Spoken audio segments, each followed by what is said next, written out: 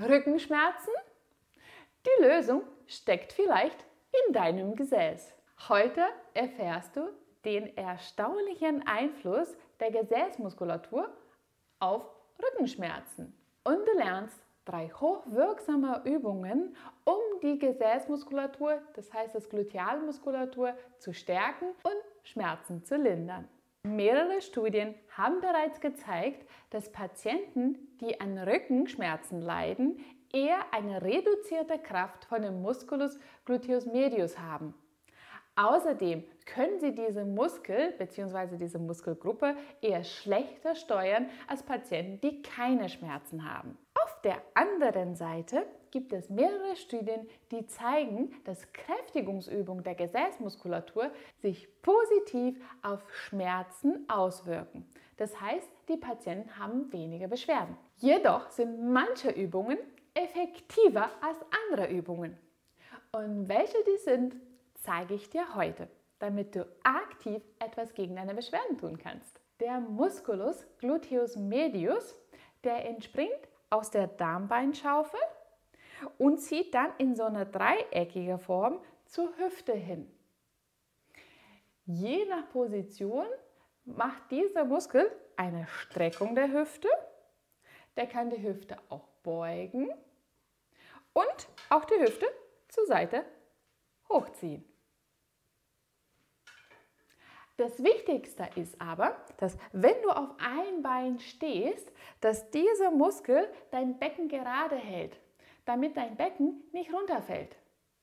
Das heißt, wenn du jetzt auf das rechte Bein stehst, ist dein rechten Gluteus medius angespannt und er hält dein Becken gerade, damit du nicht runterfällst.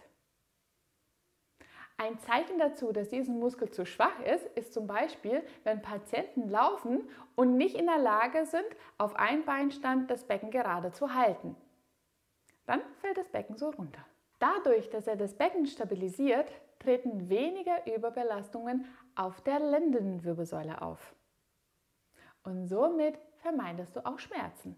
Das heißt aber im Umkehrschluss, dass wenn du diesen Muskel richtig trainieren willst, dass du dann halt sowohl Übungen benutzt, die auf die Hüfte, das Becken und die Lendenwirbelsäule gleichmäßig auswirken. Und welche Übungen das sind, zeige ich dir jetzt. Manche Übungen sind effektiver als andere, um diese Muskulatur zu trainieren. Eine Studie hat gezeigt, dass die höchste Aktivität von den Gluteus medius bei dieser Übung stattfindet. Und du solltest sie dann auf die Seite hinlegen, beziehungsweise auf den Unterarm erstmal stützen. Deine Handfläche zeigt nach unten, dein Ellenbogen sollte unter der Schulter sein. Das untere Bein, das willst du jetzt trainieren.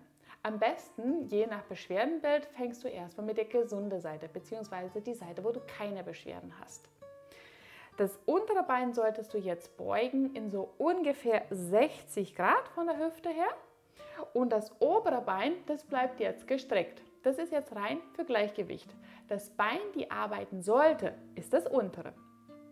Und jetzt, je nachdem wie viel Kraft du hast, versuchst du, das Becken von dem Boden hochzuheben, indem du aktiv dein Knie nach unten Richtung Boden drückst. Wenn du Probleme mit dem Gleichgewicht hast, kannst du den oberen Arm ein bisschen auf den Boden abstützen oder sonst legt sie einfach auf die Hüfte und komm dann langsam wieder runter. Aktiv nach oben kommen, das untere Knie nach unten Richtung Boden drücken und ganz bewusst die Gesäßmuskulatur auch anspannen und langsam wieder runterkommen. Wenn du bei dieser Übung aber Beschwerden an der Schulter hast, ist eine gute Alternative, dass du die Übung an der Wand machst. Und das sollte dann halt so aussehen.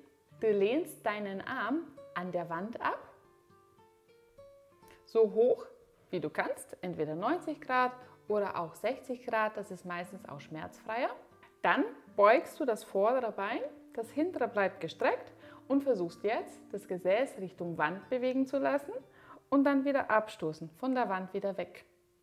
Das Gesäß Richtung Wand hin und aktiv abstoßen wieder weg. In dieser Position ist es mit dem Gleichgewicht leichter, deswegen versuch mal, das obere Bein einfach mal leicht auf den Boden abstellen, aber nicht damit arbeiten. das untere, das Bein, was jetzt in Richtung Wand ist, das solltest du nutzen. Kennst du vielleicht jemanden, der Beschwerden in den unteren Rücken hat? Dann schick ihr oder ihm dieses Video. Die zweite Übung ist jetzt eine Kniebeuge bzw. eine Einbein-Kniebeuge. Das Bein, was arbeitet, das stellst du jetzt vor und das andere Bein kannst du jetzt leicht hinten auf dem Boden abstellen, nur Gleichgewicht, damit du jetzt halt nicht umfällst. Und dann versuchst du ganz bewusst eine Kniebeuge zu machen, aber so, dass dein Gesäß nach unten kommt und dann wieder hoch. Falls du Schwierigkeiten mit dem Gleichgewicht hast, kannst du dich gerne irgendwo festhalten. So soll die Übung aussehen. Du gehst tief in der Kniebeuge mit dem Gesäß nach hinten, Oberkörper gerade und dann ganz bewusst mit dem Gesäß sie wieder aufrichten. Runtergehen und ganz bewusst wieder hoch. Für die letzte Übung brauchst du jetzt eine Stufe. Du kannst aber auch ein paar Bücher auf dem Boden platzieren. Das Wichtige ist nur, dass du einen Höheunterschied hast. Mit einem Bein bleibst du jetzt auf der Stufe stehen. Deine Hände platzierst du jetzt an der Hüfte bzw. am Becken oder du hältst dich irgendwo fest. Das Wichtige ist, dass du versuchst, mit dem Oberkörper so stabil wie möglich zu bleiben, dass die Bewegung ausschließlich an den Becken- bzw. Lendenwirbelsäulebereich stattfindet.